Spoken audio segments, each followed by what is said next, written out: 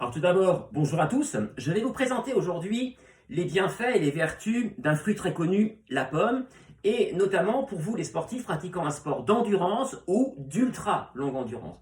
Alors ça peut surprendre parce que la pomme est connue, et c'est tout à fait juste, comme un fruit assez peu calorique. Néanmoins, il est important de rappeler que la nutrition en général, et la nutrition sportive en particulier, ça n'est pas uniquement apporter des calories à l'organisme, c'est aussi apporter des micronutriments qui vont être utiles pour permettre justement à l'organisme d'exploiter au mieux les calories que vous allez apporter.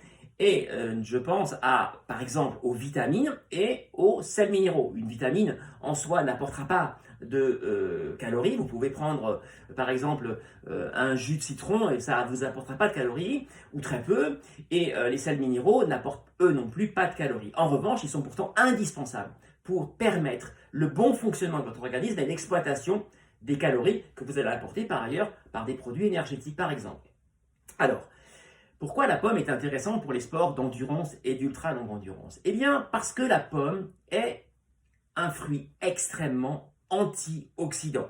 Et alors, je le dis très souvent, je vais donc rappeler cette notion d'antioxydant parce qu'elle est fondamentale à retenir.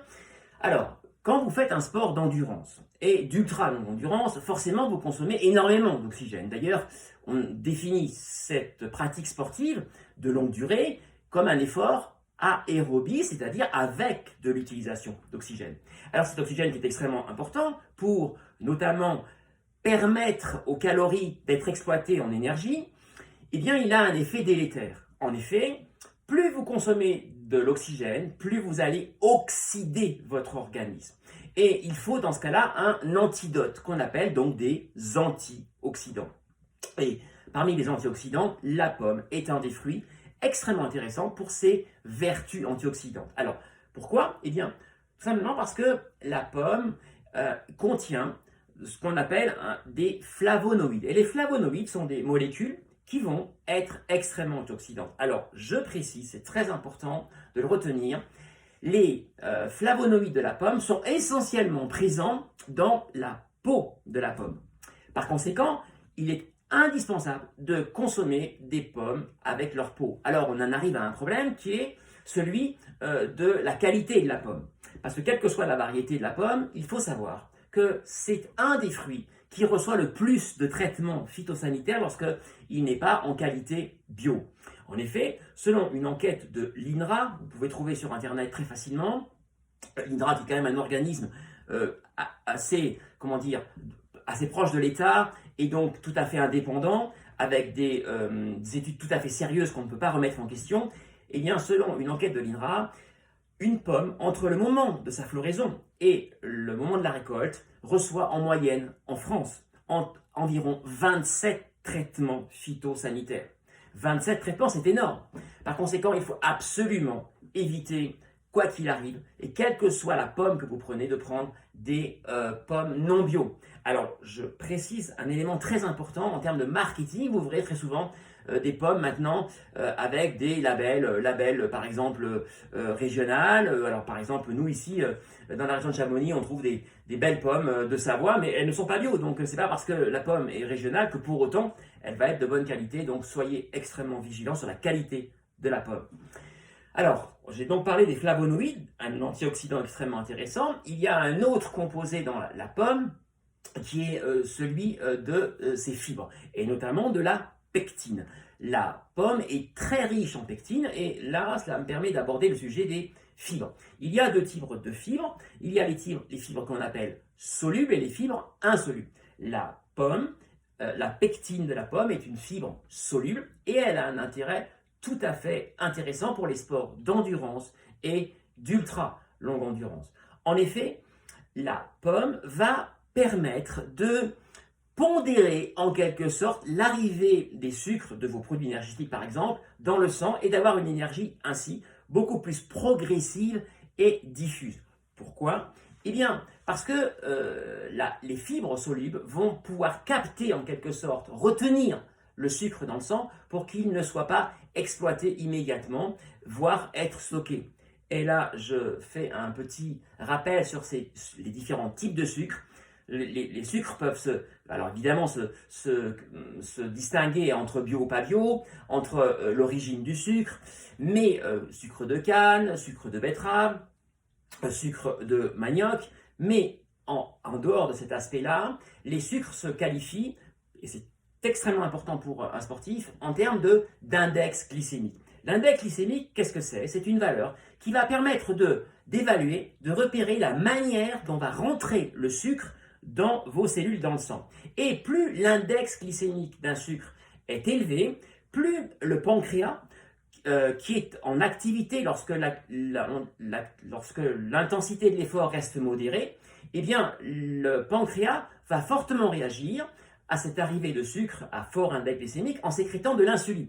Et cette insuline va capter le sucre très rapidement et le stocker si les besoins ne sont pas là pour l'utiliser. Ce qui est le cas pour un effort d'endurance où vos besoins en sucre restent relativement modérés puisque essentiellement vos apports énergétiques proviennent de votre stock de lipides, donc de vos graisses.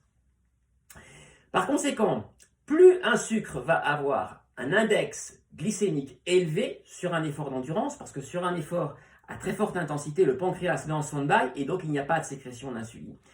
Donc, effort modéré, arrivée d'index glycémique très élevé de sucre, et bien qu'est-ce qui se passe? Forte captation de l'insuline qui stocke les sucres immédiatement. Par conséquent, qu'est-ce qui se passe? Et bien derrière, une réaction avec une baisse très rapide de la teneur de sucre dans le sang, qu'on appelle la glycémie, et donc un manque de sucre. Voilà pourquoi on appelle ce phénomène-là l'hypoglycémie, manque de sucre, réactionnel à cet excès de sucre qui est arrivé dans le sang.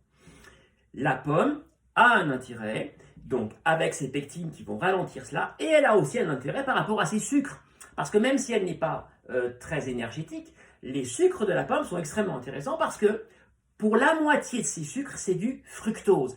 Et le fructose est un sucre précisément avec un index glycémique bas. Donc il n'y a pas de risque d'hypoglycémie réactionnelle. Par exemple, je pense à une date, bien par exemple à l'inverse, une date est riche en sucre avec un très fort index glycémique. Voilà, alors pour la moitié c'est donc du fructose et pour l'autre moitié c'est pour partie du glucose et pour partie du saccharose qui est le sucre de table par exemple.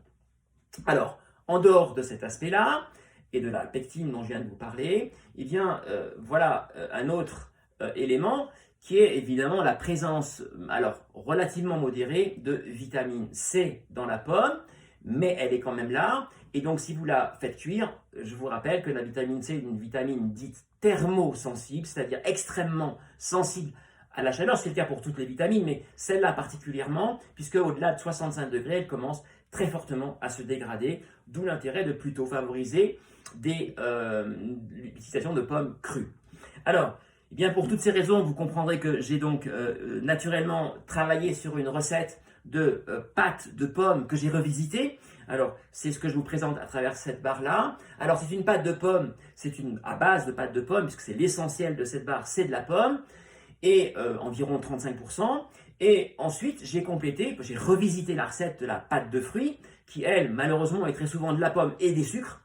Et donc, je l'ai revisitée pour qu'elle corresponde à vos besoins sur les efforts d'endurance, et notamment en rajoutant de la purée de sésame, qui est extrêmement riche en acides gras insaturés, utile pour vos efforts d'endurance, puisque ce sont les acides gras saturés qui vont notamment intervenir pour maintenir la fluidité sanguine, et fluidité sanguine qui est mise à mal lors d'un effort d'endurance, et a fortiori d'ultra longue endurance. J'ai également utilisé du jus de citron. Alors le jus de citron qui lui est très riche en vitamine C, beaucoup plus que la pomme, qui donc va renforcer l'effet antioxydant par la vitamine C du jus de citron.